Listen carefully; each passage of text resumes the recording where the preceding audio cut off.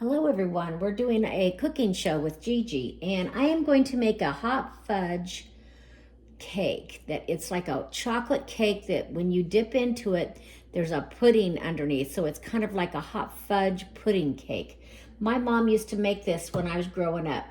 We're playing some cards tonight. My brother Larry wanted me to make it, so I'm going to work on doing that. I'm going to go ahead and double the recipe because the recipe actually calls for an 8x8 pan, and I'm going to need a bigger pan because that I have such a big family. So I'm going to put it in a 9x13 pan. I'm going to be putting in now 1.5 cups of sugar, granulated sugar. I'm putting all my dry ingredients in. 1/2 cup of cocoa.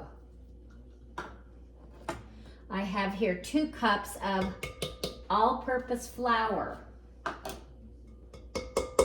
I have a teaspoon of salt and 4 teaspoons of baking powder in this little glass, okay?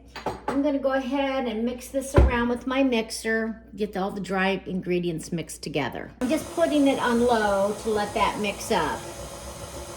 Now I'm getting ready, as soon as this gets mixed up pretty good, to stir in some milk. It's gonna be a cup of milk and 1 stick or 1/2 cup of melted butter and a teaspoon of vanilla. And we're gonna mix it up until it's smooth. I have my chocolate and my flours all pretty much doing pretty good. So here comes the milk, 1 cup. Sounds like Bella has seen something outside the window in there. We're gonna let that mix up a little bit. And we have our butter here that we melted on the stove. I find that the easier way to melt your butter. One stick of butter. Okay. I'm gonna let that get smooth. And I'm going to add in my vanilla. 1 teaspoon.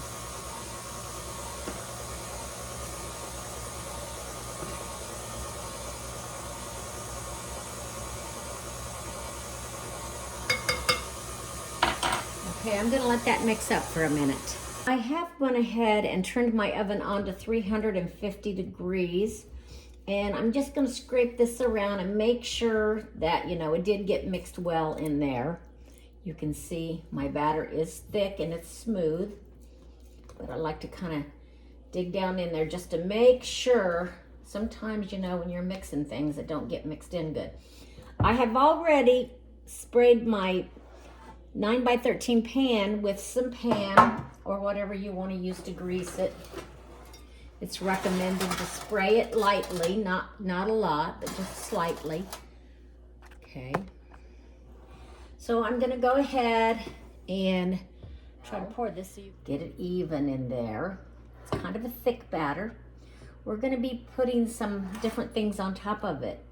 We're going to put hot water on it, and that's what makes the pudding. It's kind of like a magical thing. That's what this recipe says. The magic way to make it have a pudding underneath. So I'm getting that all straightened through there. Okay. Smooth, smooth, smooth. All the way to each corner. Okay, I'm going to mix up some topping.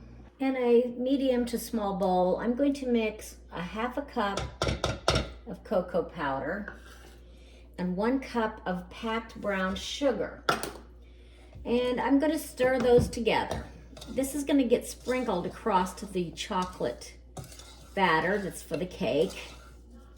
And I'm pretty sure that's what's going to go to the bottom and melt into the cake to make like a fudge sauce. I'm sure this is not one of those cakes that's low calorie, right? All that cocoa and brown sugar that we're putting in there. It's got butter. Yummy, yummy, yummy. I want to make sure this is nice and smooth. And now I'm going to go ahead and sprinkle this over this cake. Now that I have it all mixed up really well. Just sprinkling it evenly over this cake batter. Make sure everything's really well fine in there. I don't want my brown sugar to have big clumps. Boy, that does seem like a lot, but it's exactly what the recipe called for. It's been years since I've made something like this. I have made it, but it's been a long time ago.